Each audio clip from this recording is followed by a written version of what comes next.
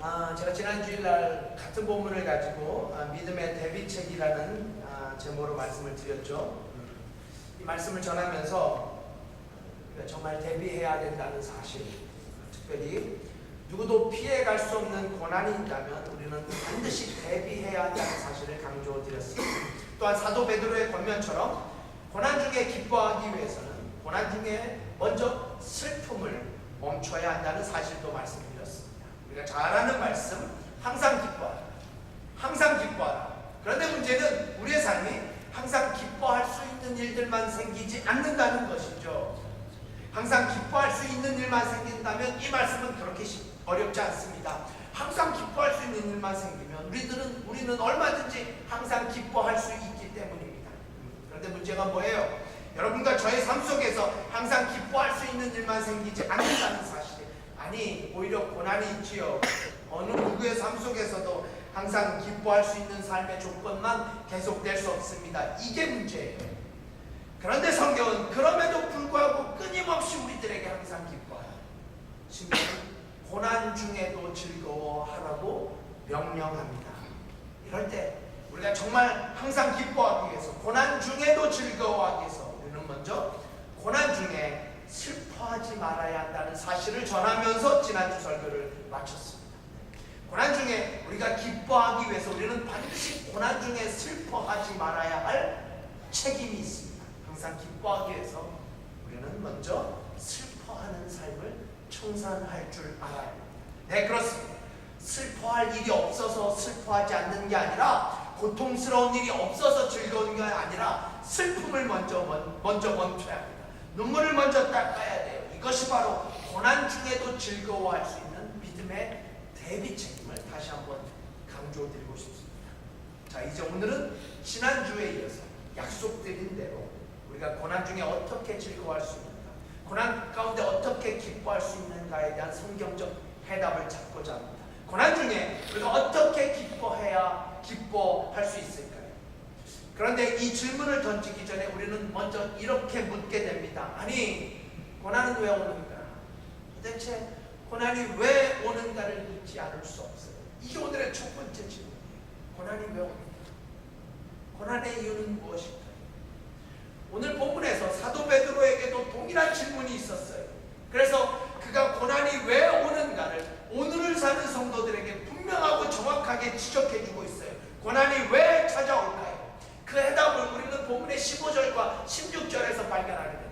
우리 15절, 16절 함께 읽어봅시다. 시작! 너희 중에 누구든지 살인이나 도적질이나 악행이나 남의 일을 간섭하는 자로 고난을 받지 말려니와 만일 그리스도인으로 고난을 받은, 여기까지만요. 네. 자, 이 사도 베드로의 말을 정리하면 우리에게 고난이 오는 이유가 두 가지 있어요. 두 가지 이유 때문에 우리가 고난을 받습니다. 첫 번째는 내 잘못 때문이에요. 내 잘못 때문에 고난이 와요. 내 잘못, 내 실수, 내 문제, 나 때문에 우리가 고난을 받게 됩니다. 그럼 여러분, 만약 나 때문에 받는 고난이라면 어떻게 해야 될까요? 우리 믿음의 성도들이 회개해야 합니다. 회개해야 돼요. 나 때문에 받는 고난이라면 우리는 반드시 회개해야 합니다. 아니, 오히려 회개를 촉구하기 위해서, 나를 회개케 하시기 위해서 우리에게 고난을 허락하실 수도 있습니다. 고난 중에 나의 죄, 나의 잘못, 내 문제를 깨닫고 온전히 주님 앞에 회개하게 하기 위해서 하나님은 고난을 그렇게 사용하실 수 있기 때문이에요. 하지만 그렇지 않고 그리스도인이기 때문에 받는 고난이 있다면, 즉 예수 믿기 때문에, 신앙인이기 때문에 받는 고난이 있다면 우리는 감사해야 한다. 이것이 바로 사도 베드로의 메시지. 여러분, 그래서 저는 우리가 고난 중에 이 점검은 매우 필요하고 매우 중요하다고 믿습니다. 고난 중에, 고난 앞에서 내 자아를 바라볼 필요가 있어요. 내 모습을 점검해 볼 필요가 있어요. 나를 십자가 앞에서 정직하게 고발할 필요가 있습니다. 왜냐고요? 엄격히 말해 우리가 받는 대부분의 고난은 그리스도인이기 때문에 받는 고난보다는 나 때문에 받는 고난이 훨씬 더 많기 때문입니다. 그러니까 정직하게 말해 예수님 때문에 받는 고난보다는 나의 잘못, 내 실수, 내 죄 때문에 받는 고난이 훨씬 더 많다는 사실을 우리는, 아니 저 자신은 고백하지 않을 수 없습니다. 여러분 오늘 본문을 보시면 사도 베드로는 나 때문에 받게 되는 고난의 제목을 이렇게 나열해 놓습니다. 네, 우리가 지금 읽었죠? 살인, 도적질, 악행, 그리고 남의 일을 간섭하는 것. 여러분 이 살인과 도적과 악행, 이것 때문에 고난이 있다면 이 고난의 의미를 10분 이해할 수 있습니다. 아니 오히려 그 고난은 당연하다고 주장을 하죠. 그래서 우리가 흔히 이렇게 얘기합니다. 정말 당해도 싸다. 정말 당해도 싸다. 무슨 뜻이에요? 당해도 된다. 아니 당해야 마땅하다라는 말의 뉘앙스가 포함되어 있는 것 아니겠어요? 저는 우리 중 여러분의 목회자로서 진심이에요. 우리 구세군 교회의 어느 누구라도 단 한 사람이라도 이런 평가, 당해도 싸다라는 평가를 받지 않게 되기를 제가 간절히 부탁드립니다. 신앙이 있고 없고의 문제가 아니에요. 여러분 아멘 해주시죠? 네. 정말 우리 교회 단 한 분도 이런 분이 계시는 것 같아요. 자, 그런데 오늘 사도 베드로가 우리에게 아주 중요한 한 가지 사실을 추가합니다. 나 때문에 고난을 당할 때 그 이유가 바로 마지막에 뭐라고 되어 있어요? 남의 일을 간섭하는 자로 고난을 받지 말라. 남의 일을 간섭하는 자로 고난을 받지 말라.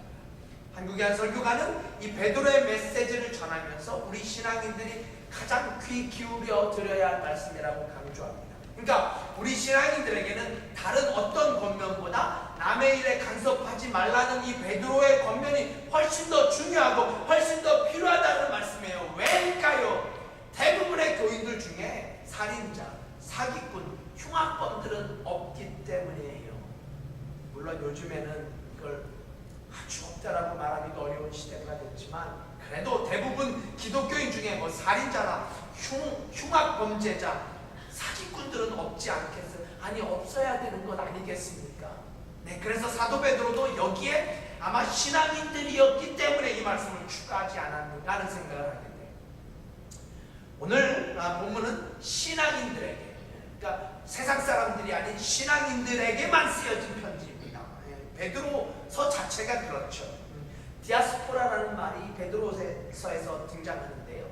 그 시절 흩어졌던 믿음의 성도들, 초대교회 성도들, 베드로의 표현이라면 1장 1절에서 흩어진 나그네들, 이게 바로 디아스포라죠. 그러니까 흩어진 나그네들, 믿음의 성도들에게 베드로가 펜을 들었는데, 그러니까 베드로서는 성도들에게 성도들에게 외치는 베드로의 설교예요. 좀 더 확실한 증거가 오늘 본문에 되어 있죠. 첫 절 어떻게 시작이 됩니까? 뭐라고 시작돼요? 본문의 첫 절 12절이죠. 뭐라고 시작돼요? 사랑하는 자들아, 사랑하는 성도들아, 사랑하는 교인들아. 그러므로 이 편지는 믿음의 사람들, 신앙인들을 향해서 쓰여진 편지예요.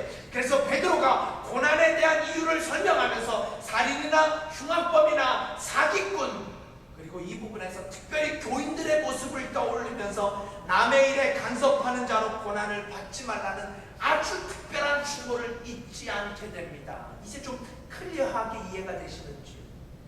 그렇다면 여러분, 이 베드로 시절에도 교인들 가운데 남의 일에 간섭하다가 어려움을 당한 사람들이 있었다는 거예요? 없었다는 거예요? 있었습니다. 분명히 있었어요. 그 증거가 디모데전서에 나와 있습니다. 디모데전서 5장 22절. 거기서 거기에요. 성경 341페이지. 함께 찾습니다. 오늘은 성경 함께 찾으면 좋겠어요. 디모데전서 5장 22절 말씀. 신약성경 341페이지입니다. 자, 오늘 본문에다 중보를 껴놓으시고요. 함께 갑니다. 디모데전서 5장 22절 어떻게 성경이 말하고 있어요? 시작! 아무에게나 경솔히 안수하지 말고 다른 사람의 죄에 간섭치 말고 내 자신을 지켜 정결케 하라. 이 말씀을 보면 더 분명해지는 게 간섭하는 것, 분명히 교회 안에 있었던 모습임을 확인하게 됩니다. 참 교인들 말하기 좋아합니다. 그래서 여자 둘이 모이면 접시가 깨지고 교인 셋이 모이면 찬장이 무너진다라는 말이 있어요. 말하는 것 하면 둘째가라면 서운한 게 바로 교인입니다. 근데 여러분, 저는 이 시간에 교인들이 말을 많이 한다, 적게 한다라는 문제보다 더 심각한 문제는 간섭의 문제라는 것을 말씀드리고 싶어요. 말을 많이 하는, 물론 말을 많이 할수록 실수가 많아지는 것은 사실이지만, 그렇다고 해서 말을 많이 하는 것 자체를 정지하는 것도 우리가 조심해야 돼요. 그렇죠. 특별히 우리가 지금 무슨 시대를 삽니까? 소위 자기 PR 시대를 살고 있잖아요. PR 시대. PR 시대가 뭐예요? 피할 것은 피하고 알릴 것은 알리는 것. 이게 PR 시대예요. PR 시대. 그러니까 침묵할 것은 침묵하되 알릴 것은 알려야 하죠. 물론 여기서도 밸런스가 무너지는 아니에요. 여러분, 저는 특별히 우리 그리스도인들에게 이 알리는 책임이 있다고 믿습니다. 우리에게 알리는 책임이 있어요. 특별히 뭘 알려야 돼요? 예수 그리스도를 알려야 하죠. 예수 그리스도를 전파해야 돼요. 뭐 전도권 이름이 아니라 이거 우리의 사명입니다. 우리의 책임이에요. 또한 예수 그리스도뿐만 아니라 진리를 전할 수 있어야 돼요. 우리 성도들이 거짓말하지 말아야 돼요. 진리를 외쳐야 돼요. 우리 믿음의 사람들이라면 반드시 진리 앞에 침묵하지 말아야 돼요. 여러분, 제가 지금 말씀드리고 싶은 것은 우리가 말을 많이 하고 적게 하는 것을 문제 삼는 게 아니라 내가 하는 말이 간섭이 되지 말아야 한다는 말씀이에요. 왜냐하면 디모데의 고백처럼 우리가 남에게 간섭하게 될 때 우리 자신을 지키지 못하게 될 거라는 충고. 아니, 이것은 충고가 아니라 사실이기 때문에 우리가 남에게 간섭하게 될 때 우리의 정결을 잃게 될 거라는 충고. 아니, 성경은 우리 믿음의 사람들에게 오히려 듣는 것이 훨씬 더 중요하다고 강조합니다. 듣는 것이 훨씬 더 중요해요. 그럼요, 반드시 우리가 기억해야 합니다. 성경은 단 한 번도 남의 얘기를 듣는 것을 정죄하지 않습니다. 남의 얘기 듣는 것, 성경은 오히려 그 일이 복되다. 아니, 오히려 성경이 얼마나 많이 우리들에게 들으라고 명령하십니까?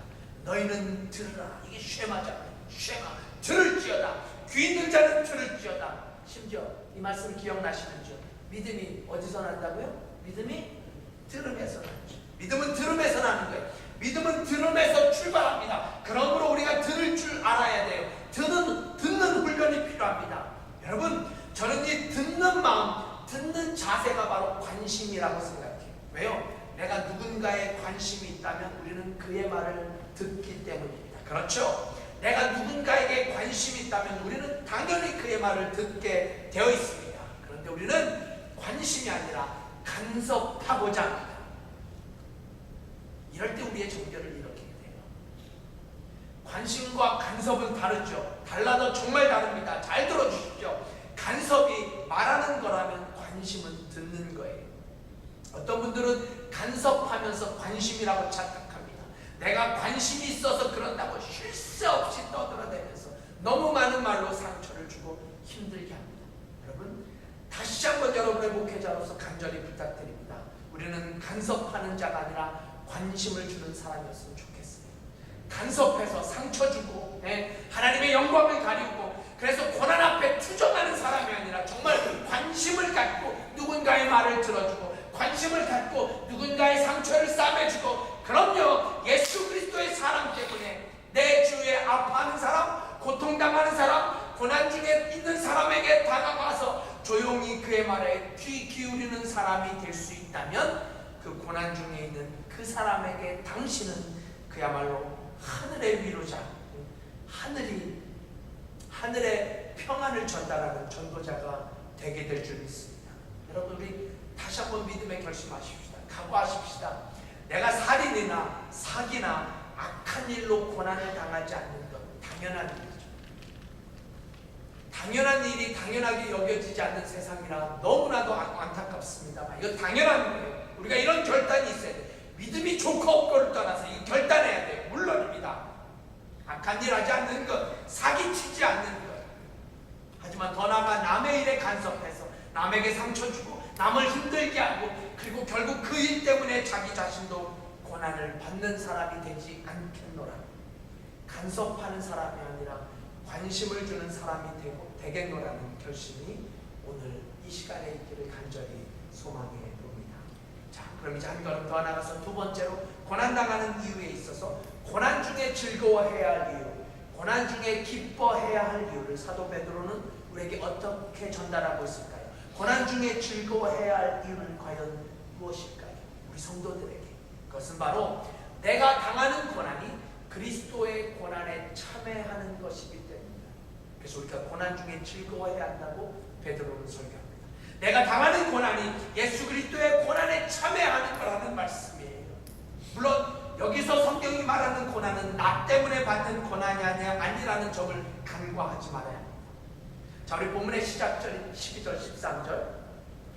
자, 뭐 2주간 보니까 이제 다 외우실 수도 있을 거예요. 12, 13 함께 있습니다. 시작. 사랑하는 자들아, 너희를 시련하러 보는 불시험을 이상한 일 당하는 것 같이 이상히 여기지 말고 오직 너희가 그리스도의 고난에 참여하는 것으로 즐거워하라. 이는 그의 영광을 나타내실 때에 너희로 즐거워하고 기뻐하게 하려 함이라. 아멘.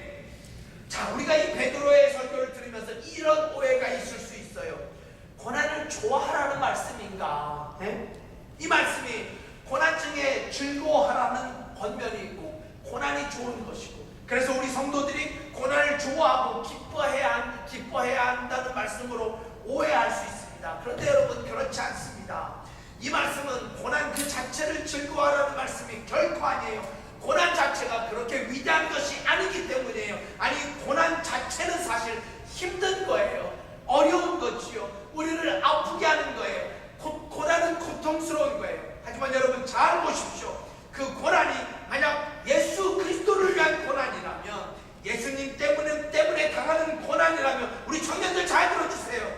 이 고난이야말로 예수 그리스도의 고난에 동참하게 되는 것이다. 내가 당하는 이 고난은 지금 예수님의 고난에 참여하는 것이다. 그래서 우리가 고난 중에도 즐거워하고 기뻐할 수 있다라는 말씀을 베드로가 전하고 싶은 거예요.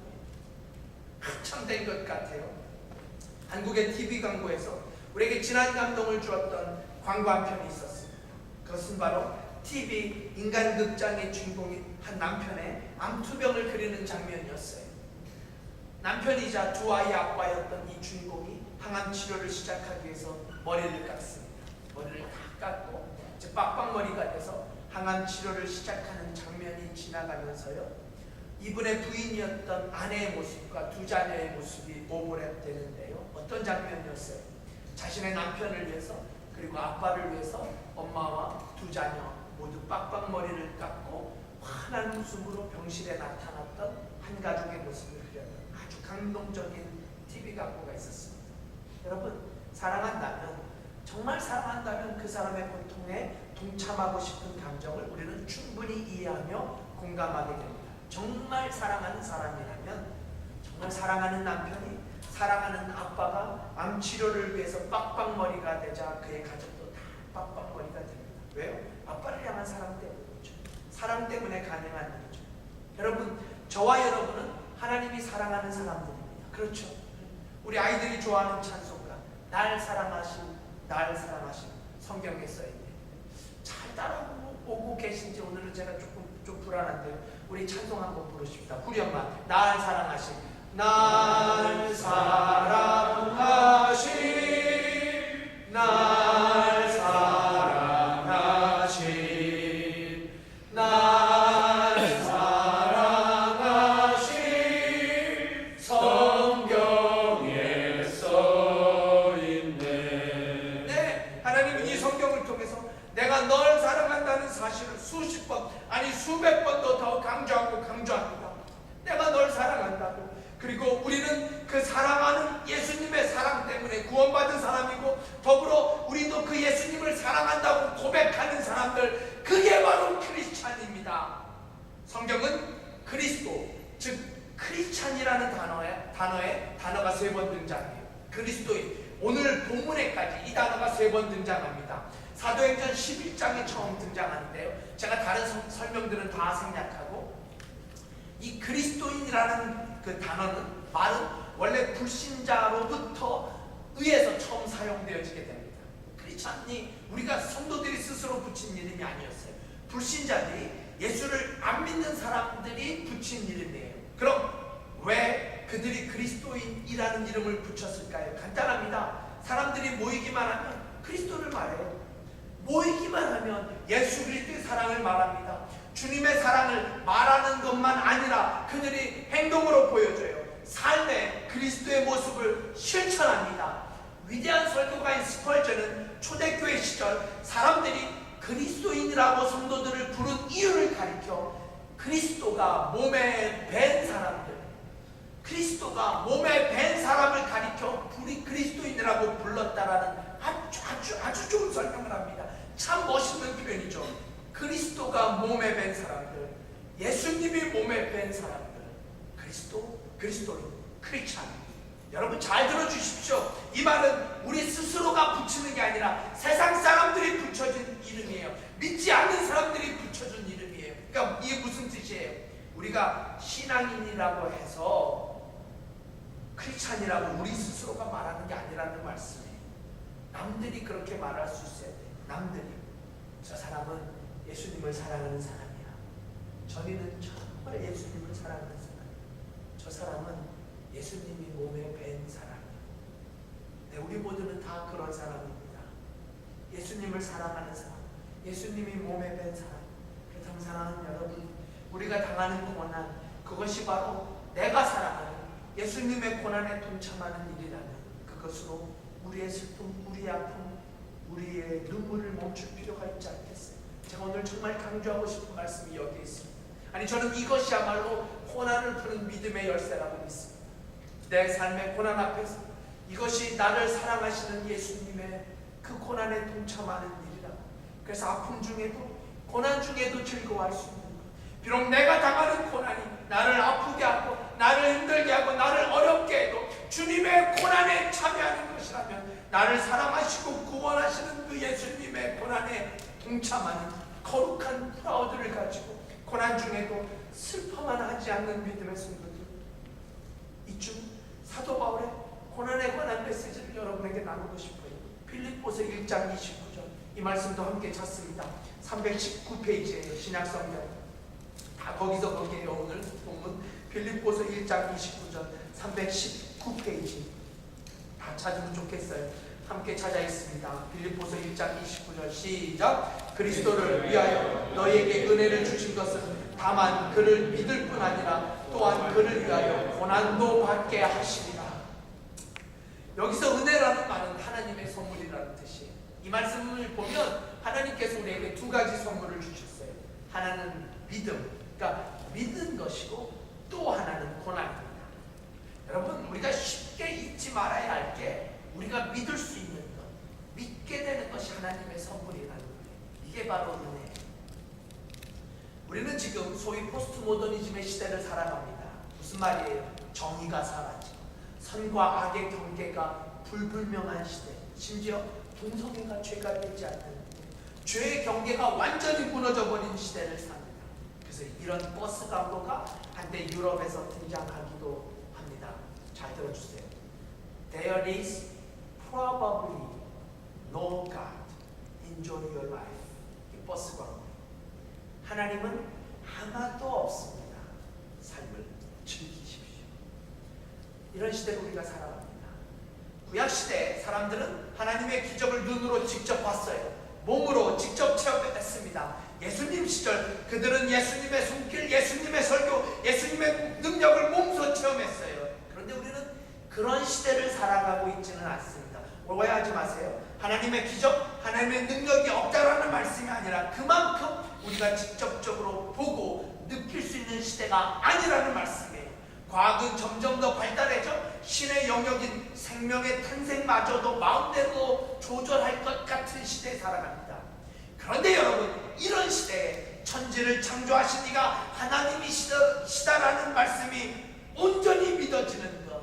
그래서 오늘 우리가 부른 첫 찬양, 온 천하 만민으로는 주님을 찬양합니다. 주 하나님 지으신 모든 세계라고 찬양하며 이 땅을 창조하시고 온 천하 만물을 지배하시는 하나님의 역사하심을 조금의 의심 없이 받아들일 수 있는 것, 더불어 내가 사는 것은 내가 사는 것이 아니라 하나님의 은혜라고 고백할 수 있는 능력. 여러분, 이게 진짜 아무나 되는 게 아니에요. 정말 아무나 받아들여지는 게 아니더라고요. 그래서 누군가의 말처럼 아무나 천국 가는 게 아니에요. 아무나 구원받는 게 아니라는 말씀이에요. 그렇습니다. 이렇듯 우리에게 믿음을 선물로 주셨어요. 정말 아름답고 귀한 선물이에요. 그런데 성경은 고난도 선물이라고 가르칩니다. 고난도 선물이 될 수 있다.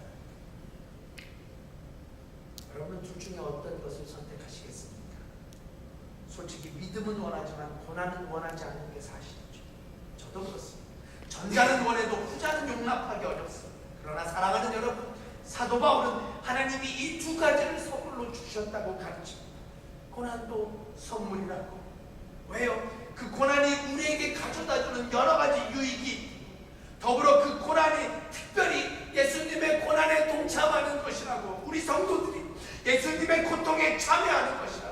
그래서 빌립보서 3장에 보시면 내가 그리스도와 그 부활의 권능과 그 고난에 참여함을 알게 하려 그의 죽으심을 보았다. 사도 바울은 이렇게 선언합니다. 그렇습니다.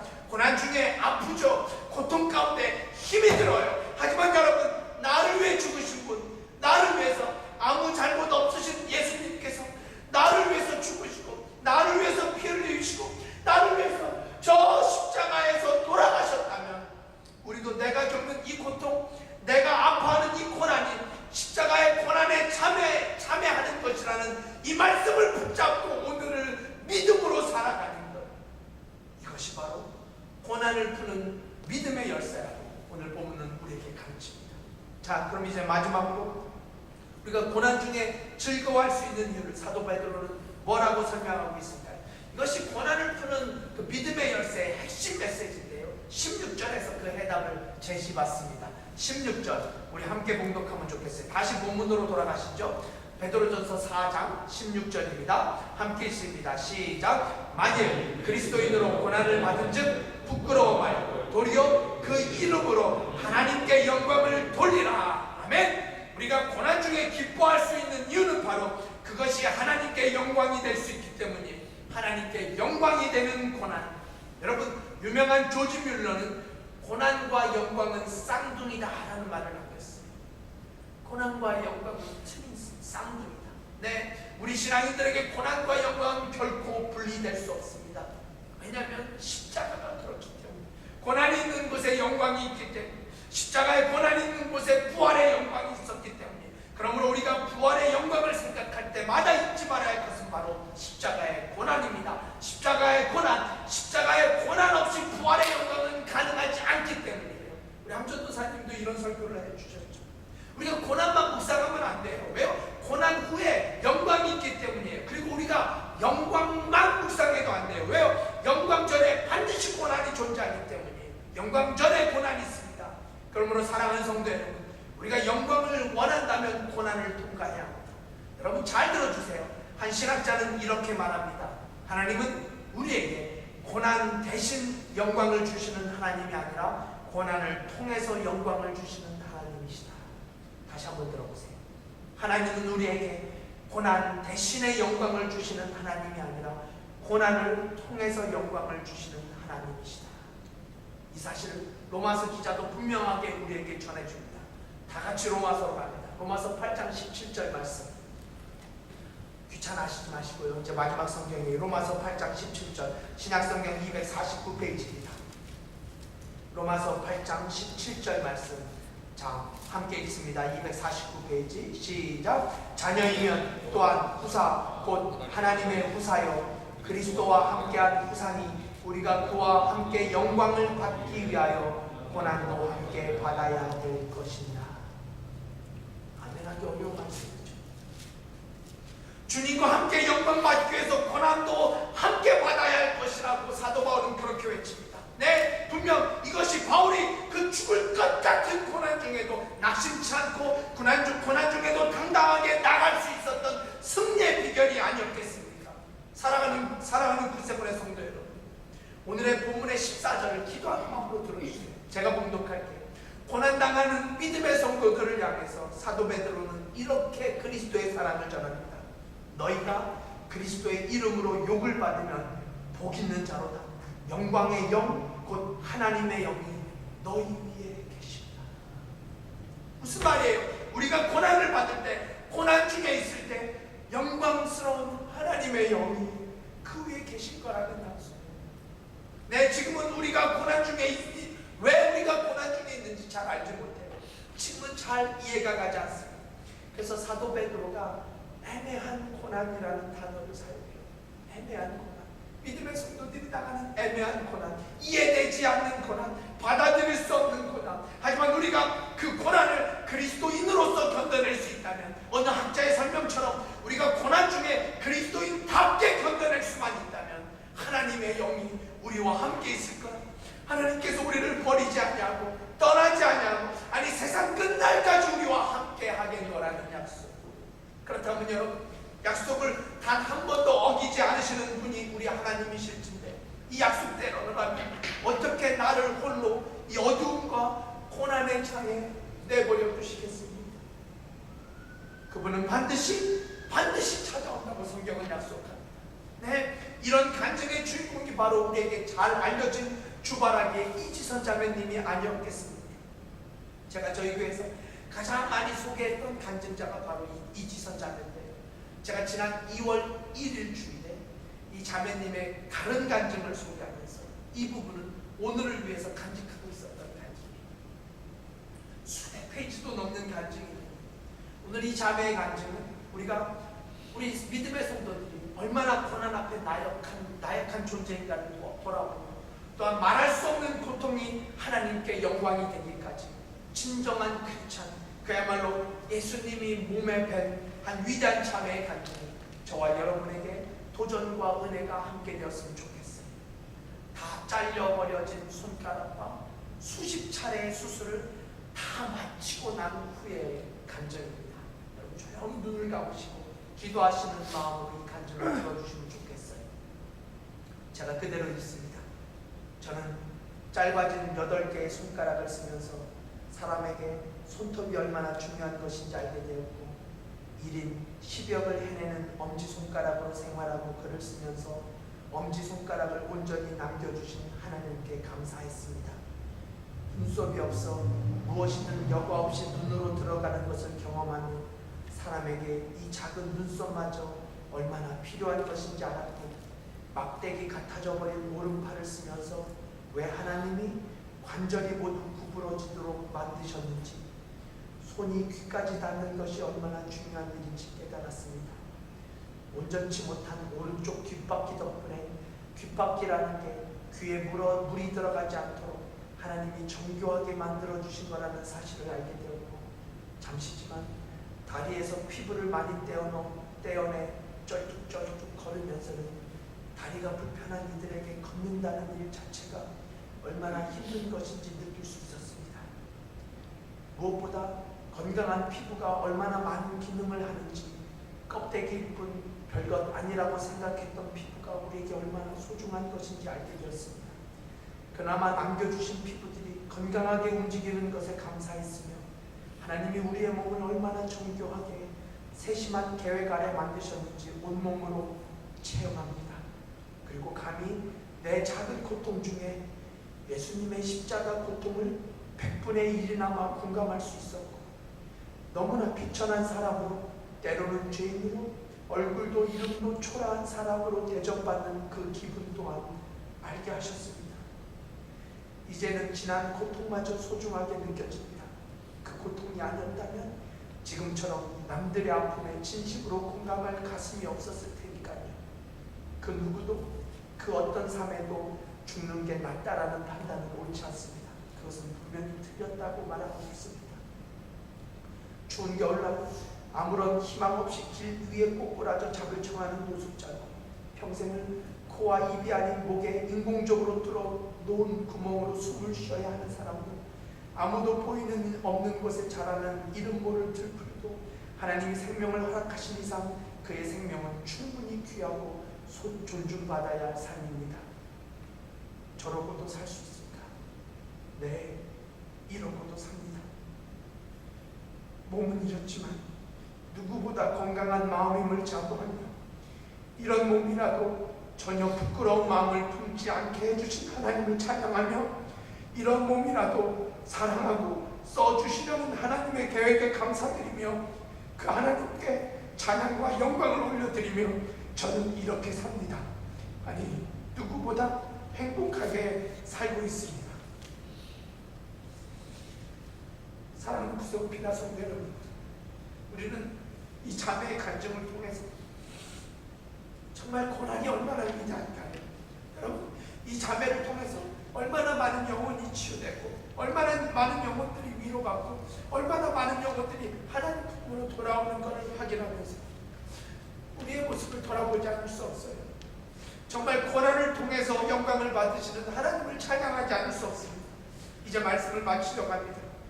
우리가 당하는 고난의 제목들은 다 다릅니다. 우리 이 작은 교회에 여러분들이 당하는 고난의 모습, 고난의 이유가 다 달라요. 다 다릅니다. 하지만 여러분, 그 고난 뒤에 오는 하나님의 영광, 이 지선 자매의 고백처럼 그 고난 뒤에 우리를 영화롭게 하시는 하나님의 계획, 그 고난 뒤에 우리를 완벽하게 구원하시는 하나님의 사랑은 변함이 없으시다는 것. 그래서 우리가 그 변함없는 하나님을 신실한 하나님이라고 찬양하는 건 아니겠습니까? 그렇습니다. 이제 우리 차례입니다.